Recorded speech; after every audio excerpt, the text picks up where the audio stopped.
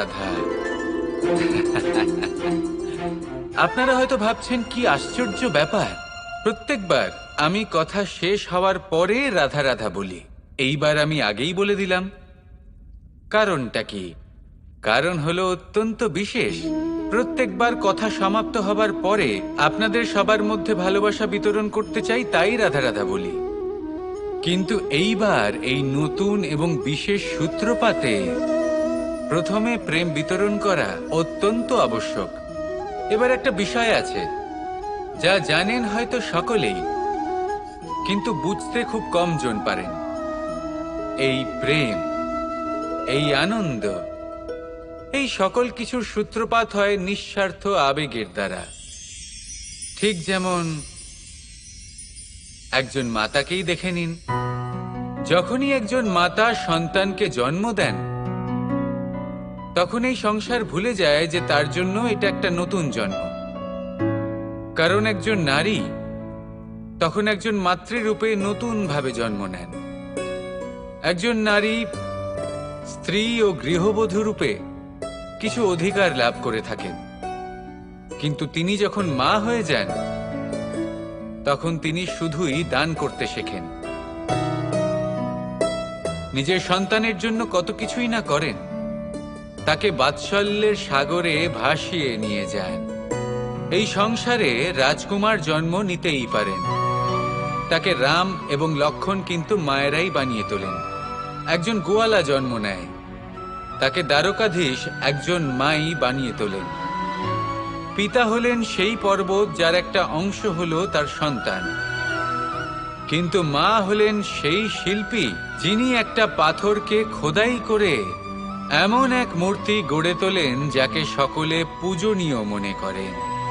তাহলে স্মরণ করুন সেই সকল মুহূর্ত যেগুলি আপনি নিজের মাতার সাথে অতিবাহিত করেছেন। অনুভব করতে পারবেন যে কিভাবে এক মুহূর্তেই এই মন প্রফুল্ল হয়ে ওঠে। এবারের কারণ কি? এর কারণ হলো এই জীবনের আসল দ্বারই হলো মমতা।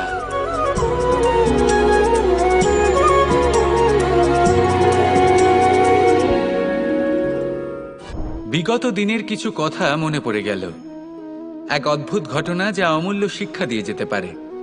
বিষয় হলো যক্ষের সাথে যুধিষ্ঠিরের কথোপকথন। একবার যক্ষ যুধিষ্ঠিরকে জিজ্ঞেস করলেন, ওনাকে বললেন যে আমার কিছু প্রশ্নের উত্তর যদি আপনি দিতে পারেন তাহলে আমি আপনার বাকি ভ্রাতাগণকে আবার জীবিত করে তুলব। সেগুলোর মধ্যে খুব গুরুত্বপূর্ণ আর কঠিন একটা প্রশ্ন ছিল, এই সংসারে সব থেকে শ্রেষ্ঠ আশ্চর্য কোনটি? এই প্রশ্ন আমি আপনাকে জিজ্ঞেস করছি। এবার কেউ বলবেন স্বর্ণ দ্বারা নির্মিত লঙ্কা, এটি হলো সংসারের সব থেকে বড় আশ্চর্য। কেউ বলবেন বরফে ঢাকা সেই পর্বত যা আকাশ স্পর্শ করে। কেউ বলবেন সেই সমুদ্র যার গভীরতা মাপা অসম্ভব ব্যাপার। কেউ বলবেন সেই বায়ু যা আমরা দেখতে পাই না, কিন্তু তা আমাদের জীবন দান করে।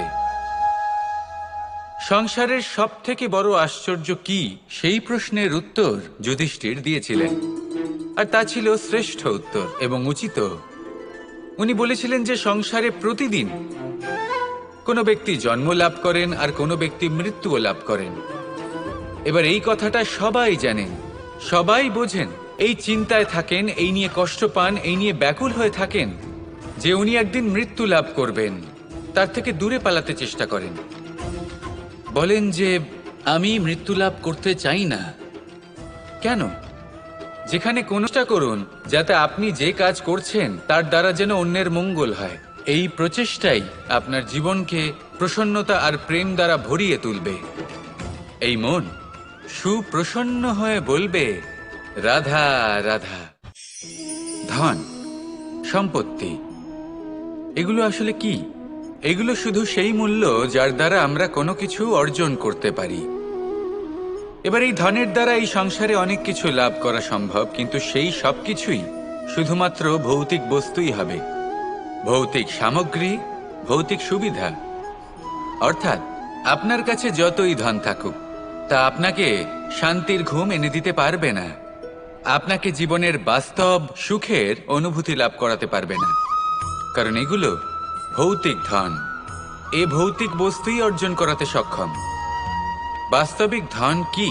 যদি এই প্রশ্ন আপনার মনে আসে, তাহলে তার উত্তর আমি আপনাকে দেব একটা উদাহরণের মাধ্যমে। কখনো আপনি শুনে থাকবেন যে একজন পিতা আজীবন অনিষ্ট করেন, অনর্থ করেন, খারাপ কাজ করেন শুধু ধন অর্জনের জন্য। তিনি ভাবেন যে আমি ধন অর্জন করব আর নিজের সন্তানকে একটা উজ্জ্বল ভবিষ্যৎ প্রদান করব, একটা সুখ স্বাচ্ছন্দ্যময় জীবন দান করব। এবার সন্তান যখন জন্ম লাভ করে, তখন সে ভাগ্যের জোরে সেই ধন ভোগ করে। যেরকম সে পায় সেরকমই তার ব্যবহার সে করে। কখনো আপনি এটাও দেখে থাকবেন যে সেই সন্তান সমস্ত ধন নষ্ট করে ফেলে, আর সেই পিতা যিনি সমস্ত ধন সঞ্চয় করেছেন, যিনি সেই ধনের প্রভু, আজ সেই ধনের প্রহরী হয়ে রয়েছেন। এবার এরকম কেন হয়? এরকম তখনই হয় যখন সেই পিতা বুঝতেই পারেন না যে তার জীবনের আসল ধন কি। সেই আসল ধন তার সন্তানকে সে দিতেই পারে না। যদি পিতা তার সন্তানকে কর্মের জ্ঞান দিতে পারেন, উচিত কোনটা অনুচিত কোনটা সেই শিক্ষা দিতে পারেন, সংস্কারের প্রকৃত শিক্ষা দিতে পারেন, তবে সেটা ধনের থেকে অনেক বেশি গুরুত্বপূর্ণ। এটাই হলো জীবনের বাস্তব ধন। আপনি সেই কথা তো অবশ্যই শুনে থাকবেন, কুসন্তান হলে ধন সঞ্চয় করে কি হবে, সুসন্তান হলে ধন সঞ্চয় করে কি হবে। সন্তান যদি কুপুত্র হয় তাহলে সব নষ্ট করে ফেলবে, আর সন্তান যদি সুপুত্র হয় তাহলে ধন থাকুক না থাকুক সে নিজেই কর্মের পথে অগ্রসর হয়ে ধন অর্জন করবে আর নিজের জন্য এক উজ্জ্বল ভবিষ্যৎ গড়ে তুলবে। তাই সন্তানকে সম্পদ দেওয়ার আগে কর্মের জ্ঞান দান করুন, সুশিক্ষা দিন, কারণ এটাই হলো জীবনের প্রকৃত ধন। আসুন আর আমার সাথে ভালোবেসে বলুন, রাধা রাধা। আমরা সকলে শক্তি অনুভব করতে চাই। এবার যদি আপনাকে জিজ্ঞেস করা হয় যে সবথেকে বেশি শক্তির অনুভব কোথা থেকে করা সম্ভব, তখন কেউ কেউ বলবেন পুষ্টিকর আহার গ্রহণ করলে, ব্যায়াম করলে, কেউ বলবেন ধন লাভ করলে, বন্ধুদের থেকে, পরিবারের থেকে, আদি ইত্যাদি। এইভাবে আপনি শক্তির অনুভব অবশ্যই করতে পারেন, কিন্তু সবথেকে বেশি শক্তির অনুভব যদি আপনি করতে চান, তাহলে তা পাবেন শুধু একতার দ্বারা, সংগঠনের দ্বারা। যদি আপনাকে উদাহরণ দিই, নিজের এই হাতটাকে দেখুন, 5টা আঙুল রয়েছে। কোনো একটা বস্তুকে নিজের একটা আঙুল দ্বারা তুলে ধরার চেষ্টা করে দেখুন, বড়ই কষ্ট হবে। তখন আপনি বুঝতে পারবেন যখন এই 5টি আঙুল একত্রিত হয় তখন কোনো কাজ কতটা সহজ হতে পারে। এটাই হলো শক্তি, একতার। সব থেকে ভালো উদাহরণ যদি আপনাকে দিই, তাহলে বাঁশি। এই বাঁশি থেকে অত্যন্ত মধুর সুর নির্গত হয় যা সবার মন প্রসন্ন করে দেয়। এই কথা সত্যি, কিন্তু এই বাঁশি আমি একটা বা দুটো আঙুল দিয়ে বাজাতে পারবো না।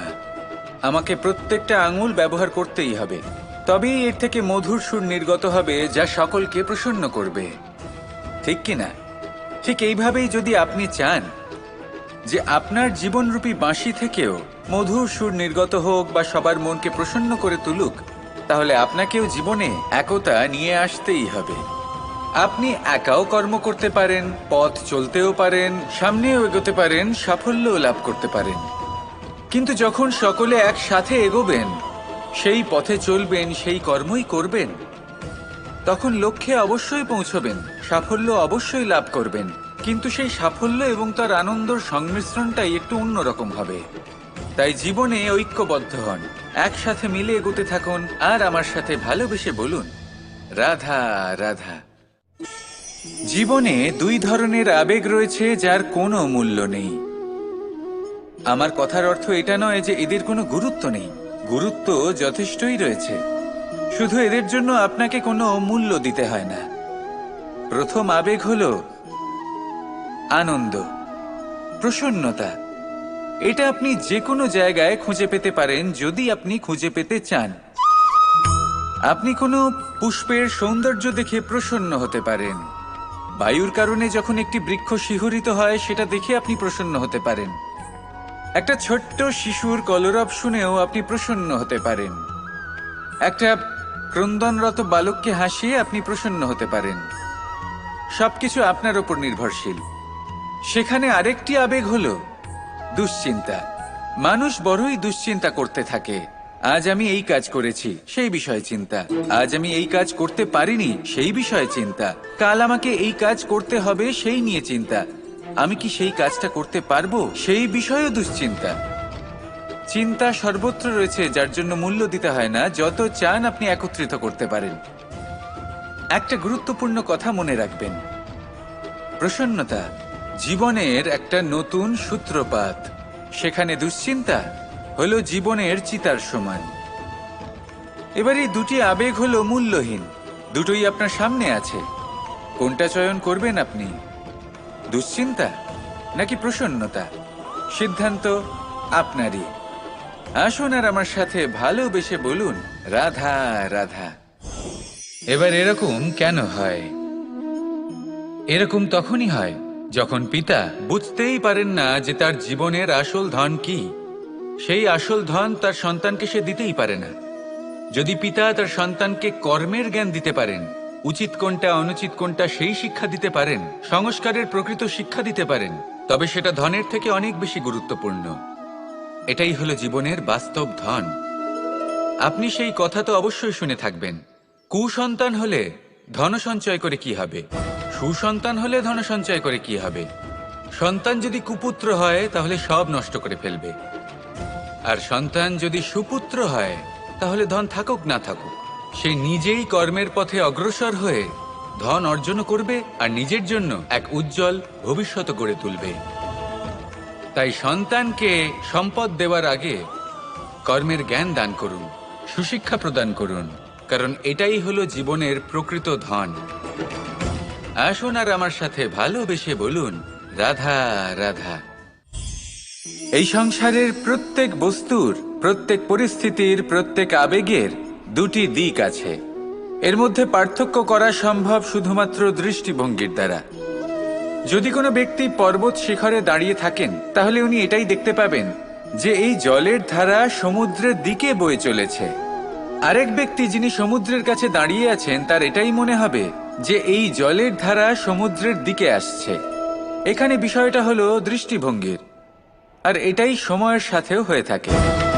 অনেক সময় মানুষ চিন্তিত হয়ে পড়েন, ত্রস্ত হয়ে পড়েন যে তার কাছে হয়তো খুব কম সময় আছে, তাতে তিনি অনেক কিছুই করতে পারবেন না, আর একটু সময় থাকলে খুব ভালো হতো। তিনি এইভাবেও ভাবতে পারেন যে অল্প হলেও সময় বাকি তো রয়েছে, অর্থাৎ যা অবশিষ্ট আছে তাকে সংরক্ষণও করা সম্ভব, তাতে জীবন যাপনও করা সম্ভব। আর এটা নির্ভর করছে আপনার ওপর। তাই দৃষ্টিভঙ্গি ইতিবাচক রাখুন আর আমার সাথে ভালোবেসে বলুন, রাধা রাধা। এই সংসারে যখনই পাপের ঘোড়া পূর্ণ হয় তখন ঈশ্বর অবতীর্ণ হন। দেখুন, যে ব্যক্তি পাপের সাথে লড়াই করে সবাই তাকে ঈশ্বর মনে করেন। এখানে বিষয় হলো সাহসের, বিষয় হলো লড়াইয়ের। এই সময় সর্বশ্রেষ্ঠ শিক্ষক, আর সময় তার সাথেই খেলা খেলে যে সর্বশ্রেষ্ঠ খেলোয়াড় হয়। সময় তাদেরই পরীক্ষা নেয়। এবার হয় আপনি আগে থেকেই সর্বশ্রেষ্ঠ হন, নয় এই খেলা খেলতে খেলতে সর্বশ্রেষ্ঠ হয়ে ওঠেন। যখনই এই সময় আপনার পরীক্ষা নেবে তখন কখনোই নিরাশ হয়ে পড়বেন না। নির্ভীক হয়ে সাহসের সাথে সামনের দিকে তাকান এবং এগিয়ে চলুন। পরিস্থিতিগুলির এবং পরীক্ষার সম্মুখীন হন। এই পরীক্ষা ভবিষ্যতে আপনাকে এমন একটা ফল দেবে যে আপনি কৃতজ্ঞ বোধ করবেন যে আজ আপনি এই পরীক্ষার সম্মুখীন হওয়ার সুযোগ পেয়েছেন। আসুন আর আমার সাথে ভালোবেসে বলুন, রাধা রাধা। কেউ বলে জীবন খুব ক্ষণস্থায়ী, কেউ বলে জীবন হলো একটা সুন্দর স্বপ্নের মতো, আবার কেউ বলবে জীবন হলো এক কঠোর সত্য। কিন্তু জীবন আসলে কি? জীবন হলো আপনারই প্রতিবিম্ব, একটা দর্পণ। অর্থাৎ আপনি জীবনকে সেইভাবেই পাবেন যেরকম আপনি নিজেকে প্রতিপন্ন করবেন। যদি আপনি দর্পণের দিকে তাকিয়ে হাসেন তাহলে আপনি সামনে হাসি মুখী দেখতে পাবেন। এবার যদি আপনি গম্ভীর হয়ে থাকেন তাহলে আপনি একজন রুষ্ট ব্যক্তি দেখতে পাবেন। শেষে সবথেকে বেশি গুরুত্বপূর্ণ হলো আপনার চেষ্টা। আপনাকে সবসময় চেষ্টা করতে হবে যাতে আপনি নিজেকে প্রসন্ন এবং ইতিবাচক মনোভাবে রাখেন। এটা হলো আপনারই উত্তরদায়িত্ব, তাকে পালন করুন। এই মনকে প্রসন্ন রাখুন, এই সংসারকে সুন্দর বলে মনে হবে। আর এই মন প্রসন্ন হয়ে বলবে, রাধা রাধা। সময় যা সবকিছুকে সমান করে দিতে পারে, যা সব থেকে বেশি শক্তিশালী, সব থেকে বড় সম্পত্তি, সব থেকে বড় শিক্ষক এবং সব থেকে বড় সুযোগ। এই সময় যখন ভালো যায় তখন তা আপনাকে আমিত্বে মত্ত করে তোলে, অহংকারে নিমজ্জিত করে দেয়। আর যখন খারাপ হয় তখন দুঃখের সাগরে নিজের প্রতি ঘৃণাবোধে নিমজ্জিত করে। তাই এই সময় যা এত শক্তিশালী এক সম্পত্তি, এত মহান একটি ধন, তাকে এমনি এমনি নষ্ট হতে দেবেন না। এই সময়ের সাথে কি করবেন, কিভাবে করবেন তা ভাবতে গিয়ে এবং করতে গিয়ে সময় নষ্ট করবেন না। যদি আপনি এই সময় নষ্ট করেন তাহলে সময়ও নিশ্চিত করবে যে আপনার সাথে কি করা উচিত। তাই সময়ের সদ্ব্যবহার করুন আর আমার সাথে ভালোবেসে বলুন, রাধা রাধা। আপনি কখনো মাখনের হাঁড়ি ভেঙেছেন? কত আনন্দ পাওয়া যায়। এই মাখনের হাঁড়ি ভাঙলে পুরো মাখন আমাদের গায়ে এসে পড়ে আর মন উচ্ছ্বসিত হয়ে ওঠে।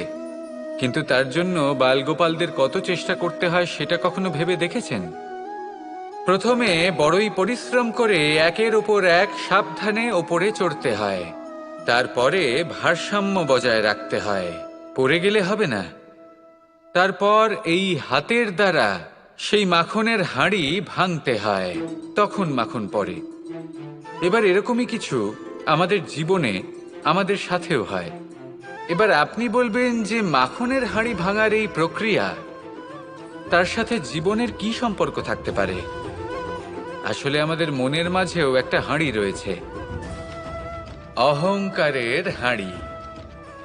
আর এই অহংকারের হাঁড়ি যখন ভেঙে যায় তখন প্রসন্ন হবার আনন্দ চতুর্দিকে ছড়িয়ে পড়ে।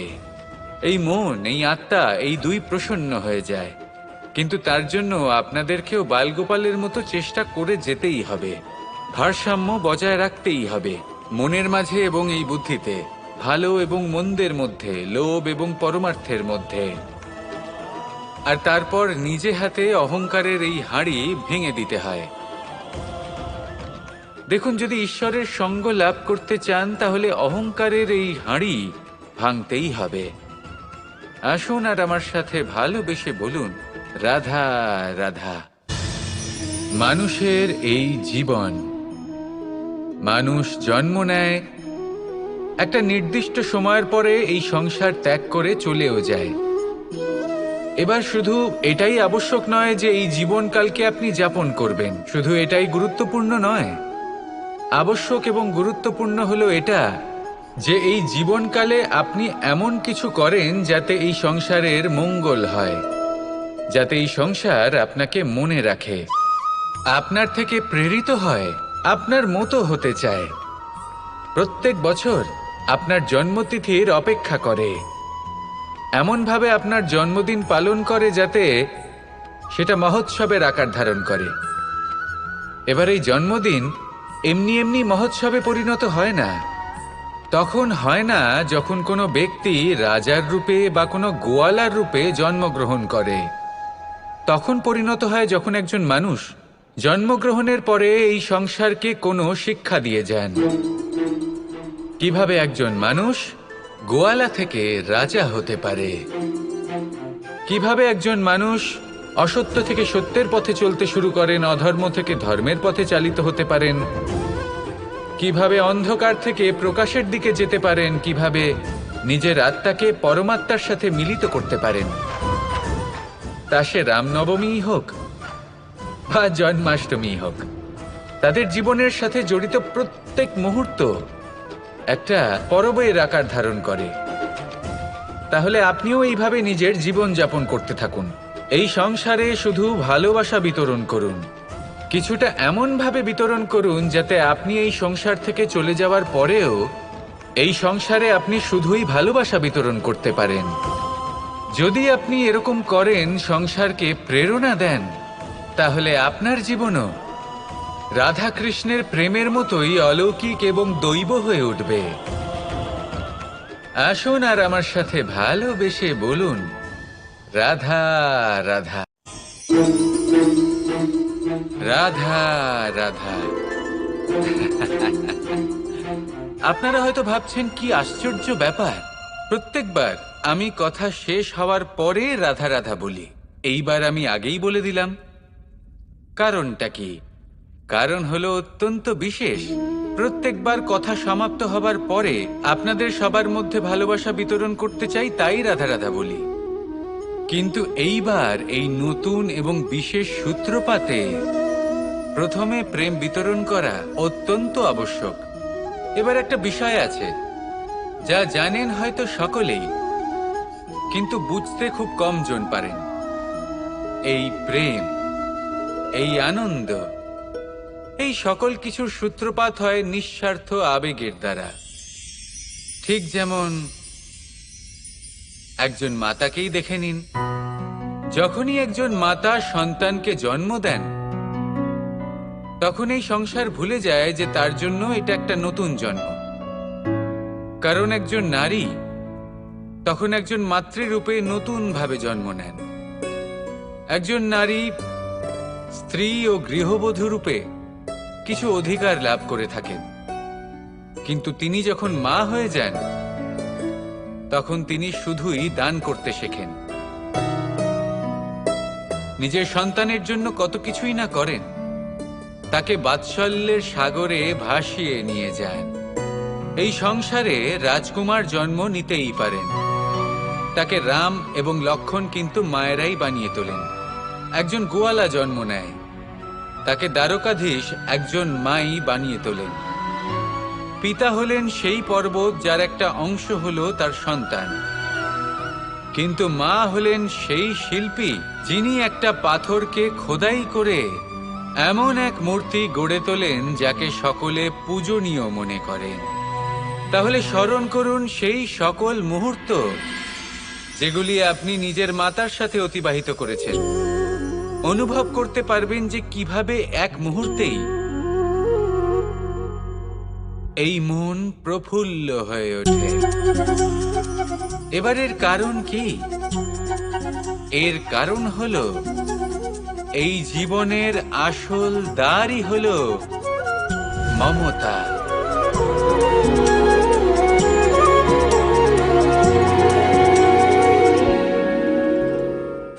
বিগত দিনের কিছু কথা মনে পড়ে গেল। এক অদ্ভুত ঘটনা যা অমূল্য শিক্ষা দিয়ে যেতে পারে। বিষয় হলো যক্ষের সাথে যুধিষ্ঠিরের কথোপকথন। একবার যক্ষ যুধিষ্ঠিরকে জিজ্ঞেস করলেন, ওনাকে বললেন যে আমার কিছু প্রশ্নের উত্তর যদি আপনি দিতে পারেন তাহলে আমি আপনার বাকি ভ্রাতাগণকে আবার জীবিত করে তুলব। সেগুলোর মধ্যে খুব গুরুত্বপূর্ণ আর কঠিন একটা প্রশ্ন ছিল, এই সংসারে সব থেকে শ্রেষ্ঠ আশ্চর্য কোনটি? এই প্রশ্ন আমি আপনাকে জিজ্ঞেস করছি। এবার কেউ বলবেন স্বর্ণ দ্বারা নির্মিত লঙ্কা, এটি হলো সংসারের সব থেকে বড় আশ্চর্য। কেউ বলবেন বরফে ঢাকা সেই পর্বত যা আকাশ স্পর্শ করে। কেউ বলবেন সেই সমুদ্র যার গভীরতা মাপা অসম্ভব ব্যাপার। কেউ বলবেন সেই বায়ু যা আমরা দেখতে পাই না, কিন্তু তা আমাদের জীবন দান করে। সংসারের সব থেকে বড় আশ্চর্য কি, সেই প্রশ্নের উত্তর যুধিষ্ঠির দিয়েছিলেন, আর তা ছিল শ্রেষ্ঠ উত্তর এবং উচিত। উনি বলেছিলেন যে সংসারে প্রতিদিন কোনো ব্যক্তি জন্ম লাভ করেন আর কোনো ব্যক্তি মৃত্যুও লাভ করেন। এবার এই কথাটা সবাই জানেন, সবাই বোঝেন যে যখন জন্মেছি তখন কোনো একদিন আমিও অবশ্যই মৃত্যু লাভ করব। এবার যখন এই কথা প্রত্যেকটা মানুষ জানেন, তখন কেন প্রত্যেক মানুষ এই চিন্তায় থাকেন, এই নিয়ে কষ্ট পান, এই নিয়ে ব্যাকুল হয়ে থাকেন যে উনি একদিন মৃত্যু লাভ করবেন, তার থেকে দূরে পালাতে চেষ্টা করেন। বলেন যে আমি মৃত্যু লাভ করতে চাই না। কেন? যেখানে কোনো না কোনো দিন এটা অবশ্যই হবে। এ হলো ব্রহ্ম সত্য। এই যে ব্যাকুলতা, এই ভয়, এই যন্ত্রণা, এই চিন্তা তার মনকে বাঁচতেই দেয় না, এই জীবন অনুভবই করতে দেয় না। সেই জন্য এই চিন্তা, ব্যাকুলতা, ভয় এসবের কি লাভ? কোনো লাভ নেই। সেই জন্য যতক্ষণ জীবনযাপন করছেন প্রত্যেক মুহূর্ত যেন শ্রেষ্ঠ হয়, আনন্দময় হয়, প্রেমের দ্বারা পরিপূর্ণ হয়, সেই চেষ্টা করুন। চেষ্টা করুন যাতে আপনি যে কাজ করছেন তার দ্বারা যেন অন্যের মঙ্গল হয়। এই প্রচেষ্টাই আপনার জীবনকে প্রসন্নতা আর প্রেম দ্বারা ভরিয়ে তুলবে। এই মন সুপ্রসন্ন হয়ে বলবে, রাধা রাধা। ধন, সম্পত্তি, এগুলো আসলে কি? এগুলো শুধু সেই মূল্য যার দ্বারা আমরা কোনো কিছু অর্জন করতে পারি। এবার এই ধনের দ্বারা এই সংসারে অনেক কিছু লাভ করা সম্ভব, কিন্তু সেই সব কিছুই শুধুমাত্র ভৌতিক বস্তুই হবে, ভৌতিক সামগ্রী, ভৌতিক সুবিধা। অর্থাৎ আপনার কাছে যতই ধন থাকুক তা আপনাকে শান্তির ঘুম এনে দিতে পারবে না, আপনাকে জীবনের বাস্তব সুখের অনুভূতি লাভ করাতে পারবে না, কারণ এগুলো ভৌতিক ধন। এ ভৌতিক বস্তুই অর্জন করাতে সক্ষম। বাস্তবিক ধন কি? যদি এই প্রশ্ন আপনার মনে আসে তাহলে তার উত্তর আমি আপনাকে দেব একটা উদাহরণের মাধ্যমে। কখনো আপনি শুনে থাকবেন যে একজন পিতা আজীবন অনিষ্ট করেন, অনর্থ করেন, খারাপ কাজ করেন শুধু ধন অর্জনের জন্য। তিনি ভাবেন যে আমি ধন অর্জন করব আর নিজের সন্তানকে একটা উজ্জ্বল ভবিষ্যৎ প্রদান করব, একটা সুখ স্বাচ্ছন্দ্যময় জীবন দান করব। এবার সন্তান যখন জন্ম লাভ করে তখন সে ভাগ্যের জোরে সেই ধন ভোগ করে। যেরকম সে পায় সেরকমই তার ব্যবহার সে করে। কখনো আপনি এটাও দেখে থাকবেন যে সেই সন্তান সমস্ত ধন নষ্ট করে ফেলে, আর সেই পিতা যিনি সমস্ত ধন সঞ্চয় করেছেন, যিনি সেই ধনের প্রভু, আজ সেই ধনের প্রহরী হয়ে রয়েছেন। এবার এরকম কেন হয়? এরকম তখনই হয় যখন সেই পিতা বুঝতেই পারেন না যে তার জীবনের আসল ধন কি। সেই আসল ধন তার সন্তানকে সে দিতেই পারে না। যদি পিতা তার সন্তানকে কর্মের জ্ঞান দিতে পারেন, উচিত কোনটা অনুচিত কোনটা সেই শিক্ষা দিতে পারেন, সংস্কারের প্রকৃত শিক্ষা দিতে পারেন, তবে সেটা ধনের থেকে অনেক বেশি গুরুত্বপূর্ণ। এটাই হলো জীবনের বাস্তব ধন। আপনি সেই কথা তো অবশ্যই শুনে থাকবেন, কুসন্তান হলে ধন সঞ্চয় করে কি হবে, সুসন্তান হলে ধন সঞ্চয় করে কি হবে। সন্তান যদি কুপুত্র হয় তাহলে সব নষ্ট করে ফেলবে, আর সন্তান যদি সুপুত্র হয় তাহলে ধন থাকুক না থাকুক সে নিজেই কর্মের পথে অগ্রসর হয়ে ধন অর্জন করবে আর নিজের জন্য এক উজ্জ্বল ভবিষ্যৎ গড়ে তুলবে। তাই সন্তানকে সম্পদ দেওয়ার আগে কর্মের জ্ঞান দান করুন, সুশিক্ষা দিন, কারণ এটাই হলো জীবনের প্রকৃত ধন। আসুন আর আমার সাথে ভালোবেসে বলুন, রাধা রাধা। আমরা সকলে শক্তি অনুভব করতে চাই। এবার যদি আপনাকে জিজ্ঞেস করা হয় যে সবথেকে বেশি শক্তির অনুভব কোথা থেকে করা সম্ভব, তখন কেউ কেউ বলবেন পুষ্টিকর আহার গ্রহণ করলে, ব্যায়াম করলে, কেউ বলবেন ধন লাভ করলে, বন্ধুদের থেকে, পরিবারের থেকে, আদি ইত্যাদি। এইভাবে আপনি শক্তির অনুভব অবশ্যই করতে পারেন, কিন্তু সবথেকে বেশি শক্তির অনুভব যদি আপনি করতে চান তাহলে তা পাবেন শুধু একতার দ্বারা, সংগঠনের দ্বারা। যদি আপনাকে উদাহরণ দিই, নিজের এই হাতটাকে দেখুন, 5টা আঙুল রয়েছে। কোনো একটা বস্তুকে নিজের একটা আঙুল দ্বারা তুলে ধরার চেষ্টা করে দেখুন, বড়ই কষ্ট হবে। তখন আপনি বুঝতে পারবেন যখন এই 5টি আঙুল একত্রিত হয় তখন কোনো কাজ কতটা সহজ হতে পারে। এটাই হলো শক্তি, একতার। সব থেকে ভালো উদাহরণ যদি আপনাকে দিই তাহলে বাঁশি। এই বাঁশি থেকে অত্যন্ত মধুর সুর নির্গত হয় যা সবার মন প্রসন্ন করে দেয়। এই কথা সত্যি, কিন্তু এই বাঁশি আমি একটা বা দুটো আঙুল দিয়ে বাজাতে পারবো না। আমাকে প্রত্যেকটা আঙুল ব্যবহার করতেই হবে, তবেই এর থেকে মধুর সুর নির্গত হবে যা সকলকে প্রসন্ন করবে, ঠিক কিনা? ঠিক এইভাবেই যদি আপনি চান যে আপনার জীবনরূপী বাঁশি থেকেও মধুর সুর নির্গত হোক বা সবার মনকে প্রসন্ন করে তুলুক, তাহলে আপনাকেও জীবনে একতা নিয়ে আসতেই হবে। আপনি একাও কর্ম করতে পারেন, পথ চলতেও পারেন, সামনেও এগোতে পারেন, সাফল্যও লাভ করতে পারেন। কিন্তু যখন সকলে একসাথে এগোবেন, সেই পথে চলবেন, সেই কর্মই করবেন, তখন লক্ষ্যে অবশ্যই পৌঁছবেন, সাফল্য অবশ্যই লাভ করবেন। কিন্তু সেই সাফল্য এবং তার আনন্দর সংমিশ্রণটাই একটু অন্যরকম হবে। তাই জীবনে ঐক্যবদ্ধ হন, একসাথে মিলে এগোতে থাকুন, আর আমার সাথে ভালোবেসে বলুন, রাধা রাধা। জীবনে দুই ধরনের আবেগ রয়েছে যার কোনো মূল্য নেই। আমার কথার অর্থ এটা নয় যে এদের কোনো গুরুত্ব নেই, গুরুত্ব যথেষ্টই রয়েছে, শুধু এদের জন্য আপনাকে কোনো মূল্য দিতে হয় না। প্রথম আবেগ হলো আনন্দ, প্রসন্নতা। এটা আপনি যে কোনো জায়গায় খুঁজে পেতে পারেন যদি আপনি খুঁজে পেতে চান। আপনি কোনো পুষ্পের সৌন্দর্য দেখে প্রসন্ন হতে পারেন। বায়ুর কারণে যখন একটি বৃক্ষ শিহরিত হয় সেটা দেখে আপনি প্রসন্ন হতে পারেন। একটা ছোট্ট শিশুর কলরব শুনেও আপনি প্রসন্ন হতে পারেন। একটা ক্রন্দনরত বালককে হাসিয়ে আপনি প্রসন্ন হতে পারেন। সবকিছু আপনার উপর নির্ভরশীল। সেখানে আরেকটি আবেগ হলো দুশ্চিন্তা। মানুষ বড়ই দুশ্চিন্তা করতে থাকে। আজ আমি এই কাজ করেছি, সেই বিষয়ে চিন্তা। আজ আমি এই কাজ করতে পারিনি, সেই বিষয়ে চিন্তা। কাল আমাকে এই কাজ করতে হবে, সেই নিয়ে চিন্তা। আমি কি সেই কাজটা করতে পারবো, সেই বিষয়েও দুশ্চিন্তা। চিন্তা সর্বত্র রয়েছে, যার জন্য মূল্য দিতে হয় না। যত চান আপনি একত্রিত করতে পারেন। একটা গুরুত্বপূর্ণ কথা মনে রাখবেন, প্রসন্নতা জীবনের একটা নতুন সূত্রপাত। সেখানে দুশ্চিন্তা হলো জীবনের চিতার সমান। এবার এই দুটি আবেগ হলো মূল্যহীন, দুটোই আপনার সামনে আছে। কোনটা চয়ন করবেন আপনি, দুশ্চিন্তা নাকি প্রসন্নতা? সিদ্ধান্ত আপনারই। আসুন আর আমার সাথে ভালোবেসে বলুন, রাধা রাধা। এবার এরকম কেন হয়? এরকম তখনই হয় যখন পিতা বুঝতেই পারেন না যে তার জীবনের আসল ধন কি। সেই আসল ধন তার সন্তানকে সে দিতেই পারে না। যদি পিতা তার সন্তানকে কর্মের জ্ঞান দিতে পারেন, উচিত কোনটা অনুচিত কোনটা সেই শিক্ষা দিতে পারেন, সংস্কারের প্রকৃত শিক্ষা দিতে পারেন, তবে সেটা ধনের থেকে অনেক বেশি গুরুত্বপূর্ণ। এটাই হলো জীবনের বাস্তব ধন। আপনি সেই কথা তো অবশ্যই শুনে থাকবেন, কুসন্তান হলে ধন সঞ্চয় করে কি হবে, সুসন্তান হলে ধন সঞ্চয় করে কি হবে।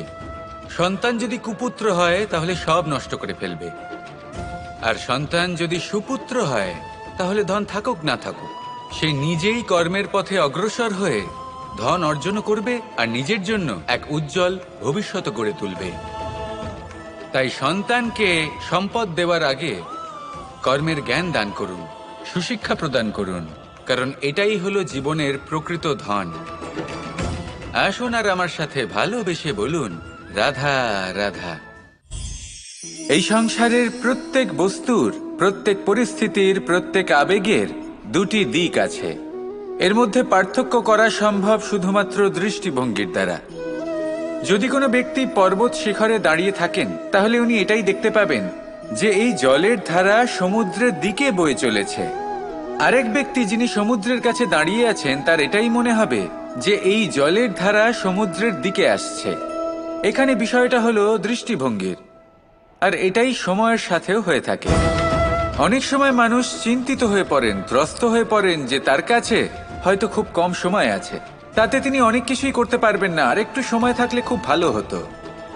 তিনি এইভাবেও ভাবতে পারেন যে অল্প হলেও সময় বাকি তো রয়েছে, অর্থাৎ যা অবশিষ্ট আছে তাকে সংরক্ষণও করা সম্ভব, তাতে জীবন যাপনও করা সম্ভব। আর এটা নির্ভর করছে আপনার উপর। তাই দৃষ্টিভঙ্গি ইতিবাচক রাখুন আর আমার সাথে ভালোবেসে বলুন, রাধা রাধা। এই সংসারে যখনই পাপের ঘোড়া পূর্ণ হয় তখন ঈশ্বর অবতীর্ণ হন। দেখুন, যে ব্যক্তি পাপের সাথে লড়াই করে সবাই তাকে ঈশ্বর মনে করেন। এখানে বিষয় হলো সাহসের, বিষয় হলো লড়াইয়ের। এই সময় সর্বশ্রেষ্ঠ শিক্ষক, আর সময় তার সাথেই খেলা খেলে যে সর্বশ্রেষ্ঠ খেলোয়াড় হয়। সময় তাদেরই পরীক্ষা নেয়। এবার হয় আপনি আগে থেকেই সর্বশ্রেষ্ঠ হন, নয় এই খেলা খেলতে খেলতে সর্বশ্রেষ্ঠ হয়ে ওঠেন। যখনই এই সময় আপনার পরীক্ষা নেবে তখন কখনোই নিরাশ হয়ে পড়বেন না।